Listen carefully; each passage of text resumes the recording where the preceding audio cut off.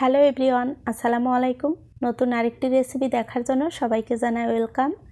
আজ আমি তৈরি করে দেখাবো আমের আচার। আশা করি এই রেসিপিটি আপনাদের অনেক ভালো লাগবে। যদি ভালো লাগে আমার চ্যানেলটা সাবস্ক্রাইব করবেন আর একটা লাইক কমেন্ট শেয়ার করবেন। তো আজকের আচার তৈরি করার জন্য এখানে 8টা আম নিয়েছি, আর এই আমগুলো অনেক ফ্রেশ, আমাদের নিজেদের গাছ থেকে পাড়া। এখন আমের যে উপরের খোসাটা থাকে এই খোসা ছাড়িয়ে নেব। প্রতিটা আমের খোসাগুলো ছাড়িয়ে নেব। তারপর এখানে একটা আম 4 টুকরো করে নেব। এই আচারটা তৈরি করার জন্য আমের পিসগুলো একটু বড় করে কেটে নিতে হবে। আর আজকের আচারটা তৈরি করার জন্য আমার যা মশলা লাগবে, এখানে নিয়েছি 3টা শুকনো মরিচ, সাদা সরিষা, পাঁচফোড়ন, জিরা, আদা, রসুন। তারপর এখানে কিছু মশলা গুঁড়ো করে নিয়েছি আর কিছুটা বেটে নিয়েছি। শুকনো মরিচ তেলে গুঁড়ো করে নিয়েছি আর পাঁচফোড়নও কিছুটা গুঁড়ো করে নিয়েছি আর কিছুটা বেটে নিয়েছি।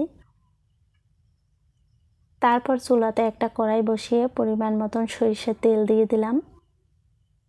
তেলটা যখন গরম হয়েছে প্রথমে দিয়ে দিলাম রসুন বাটা, এরপর দিয়ে দিলাম আদা বাটা, জিরা বাটা।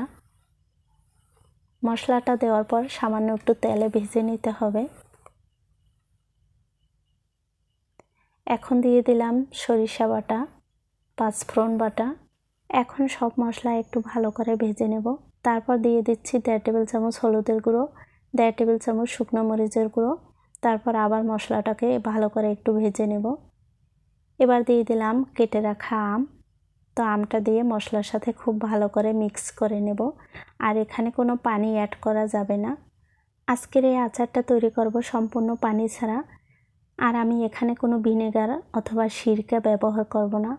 তারপর পরিমাণ মতন চিনি দিয়ে দিলাম। আপনারা যদি চিনি বেশি খান তাহলে চিনির পরিমাণটা একটু বাড়িয়ে দেবেন। তো আবার একটু ভালো করে নেড়েচেড়ে মিশিয়ে নিলাম।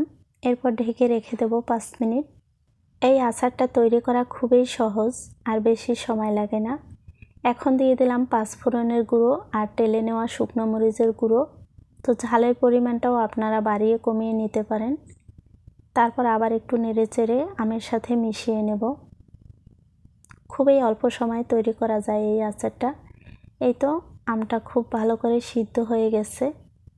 তো তারপরে আচারটা চুলা থেকে নামিয়ে নিয়েছি। আর এখানে আমি বড় একটা ডিশ নিয়েছি, এই ডিশটাতে আচারটা ঢেলে নেব।